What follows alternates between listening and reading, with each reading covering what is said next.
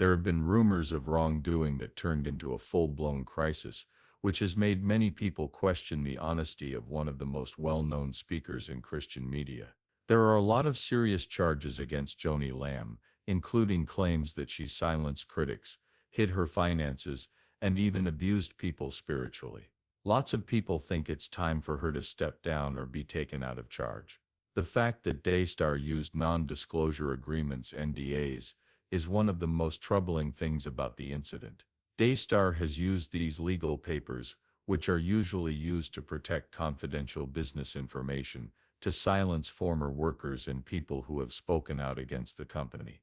According to Joni Lamb, NDAs are needed to protect private business data, which is why they should be used, but critics say these agreements go way beyond normal business practices. For example, they include broad non-disparagement terms that make it illegal for people to talk about possible wrongdoing. It's especially scary that NDAs are used in a faith-based group. Although churches and organizations are based on trust and openness, NDAs make people more secretive, which goes against these ideals. It is hard to hold leaders accountable when past workers or volunteers are not allowed to talk about their experiences. People are starting to think that Daystar is hiding something, which makes them less likely to trust Joni Lamb's guidance. Aside from NDAs, Daystar has also been accused of intimidating and threatening critics to keep them quiet. When the first reports of wrongdoing came out, the network is said to have sent threatening legal letters to writers, YouTubers, and others who tried to speak out. These letters told the critics that they could be sued for defamation if they didn't take back what they said. These kinds of actions are not only rude, but they also go against the Christian values that Daystar says they stand for. The Bible tells Christians to settle disagreements with humility and kindness, not by threatening to go to court or scaring people. By using these methods, Daystar has made people afraid, which keeps other people from coming forward with their own stories. This way of doing things hurts the network's reputation and makes people wonder what they're trying to hide.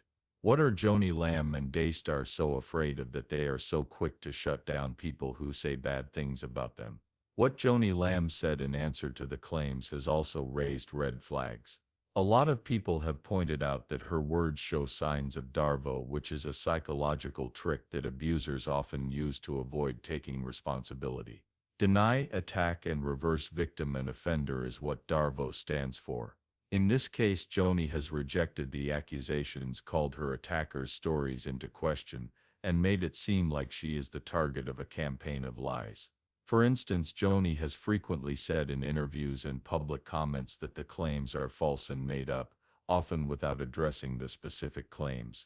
She has also said bad things about the reporters and activists who brought these problems to light, calling them low-level blogs with hidden agendas.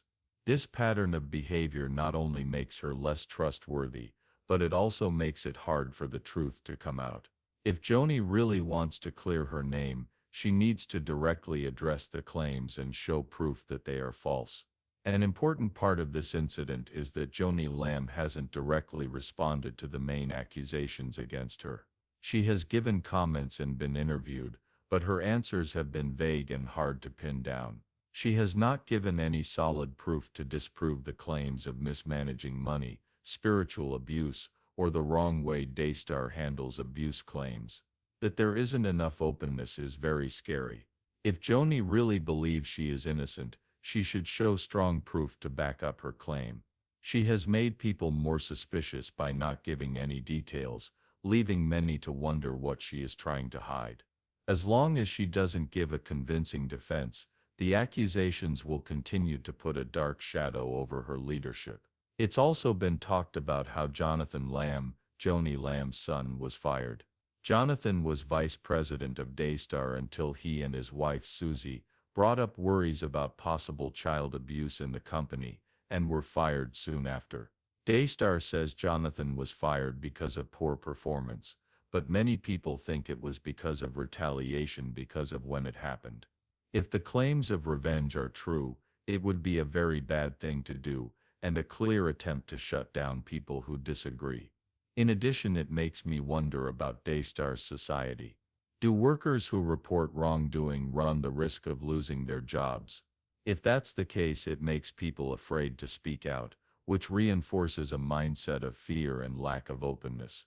One of the most disturbing things about the incident involving Joni Lamb and Daystar Television is how the company handled claims of child abuse.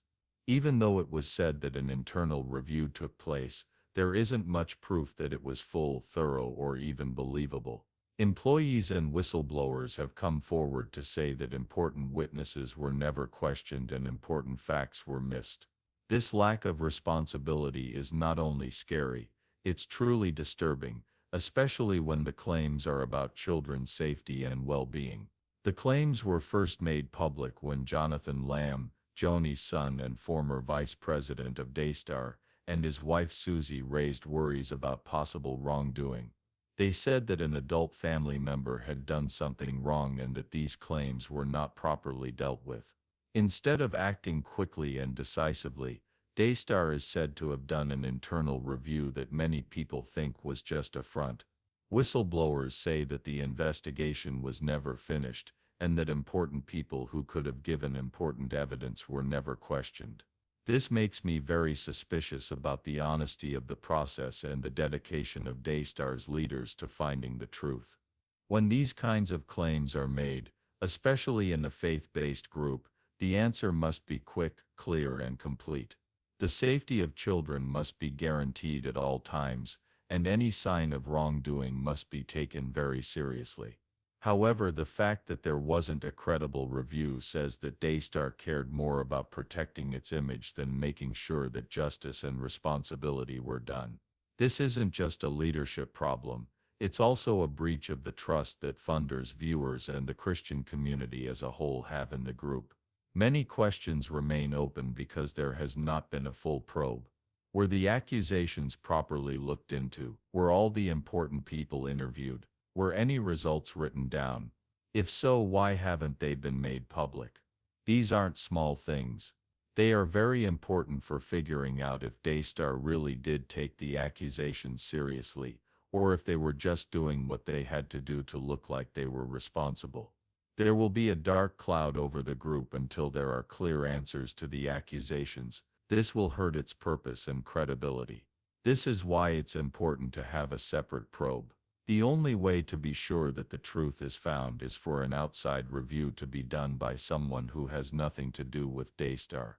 There would be no bias in its review of the accusations, and all important witnesses would be questioned. It would then give a clear and honest report of its results. Not only do we need to hold people responsible, but we also need to rebuild trust in Daystar as a business. If Joni Lamb really wants to be open and responsible, she should be open to a study like this instead of fighting it. Opposition to a separate probe only makes people more suspicious. If you have nothing to hide, why not let someone else look over it? Why not show that you are determined to find the truth, no matter where it takes you? By not taking this step, Joni Lamb and the leaders of Daystar are sending a worrying message that they care more about keeping their good name than about making sure justice is done and people are held accountable. Leaders who really believe in the ideals they preach don't act like this. Things are at stake more than ever. The accusations are about the safety and well-being of children, and it would be very wrong not to deal with them properly. The Christian community and society as a whole need to look out for the weak and hold powerful people responsible. Daystar could lose the trust of the millions of people who look to it for spiritual advice if it doesn't live up to this standard. Also, the fact that there wasn't a credible review changes how faith-based groups deal with claims of wrongdoing in a bigger way. It's a bad example because it makes it seem like these kinds of groups can do whatever they want without getting caught because they are churches or charities. Not only Daystar is having trouble with this, the whole Christian world has a problem with it. Faith-based groups must be ready to be held accountable in the same ways as any other institution if they want to keep their credibility and do their jobs. If there isn't a separate probe, the accusations will keep hanging over Daystar like a bad cloud. They will hurt its purpose, make it look bad, and make people who support it lose faith in it. Being open and responsible is the only way to get rid of this cloud. The leaders of Daystar, including Joni Lamb, need to move right away to make sure that an independent and thorough review is done. Anything less will make the situation worse and hurt the organization's image even more. Now is the time to act. It is important for the Christian community to believe Daystar keep kids safe and be honest. If Joni Lamb really wants to be open and responsible, she should allow a separate review to happen and let the truth come out. That's the only way for Daystar to start building trust again and move its goal forward. The claims are too serious and the stakes are too high. To do anything less, Daystar has been able to dodge the financial transparency that most nonprofits are forced to do because it is a church. Churches don't have to give the IRS detailed financial reports like other nonprofits do. People are worried that Daystar might be wasting donated money because they aren't being honest. When people give money to Daystar, they expect it to be used to spread the message, not for personal fun or to hide wrongdoing. To get people to trust Joni Lamb again, she needs to look through Daystar's books and show how gift money is being spent. Anything less will only make people even less confident in her leadership. Joni Lamb has only talked about the claims in controlled settings, like talks on Daystar's own network. This way of doing things lets her dodge tough questions and give only one side of the story. She has made it even harder for people to trust her leadership by refusing to talk to independent reporters or take part in open meetings. Being open and ready to face tough questions are necessary for real responsibility. If Joni has nothing to hide, she should let someone else look into her. People think she is trying to control the story instead of finding the truth because she won't do what is asked of her. In private talks with Joni Lamb, troubling behavior that fits with patterns of spiritual abuse has been seen.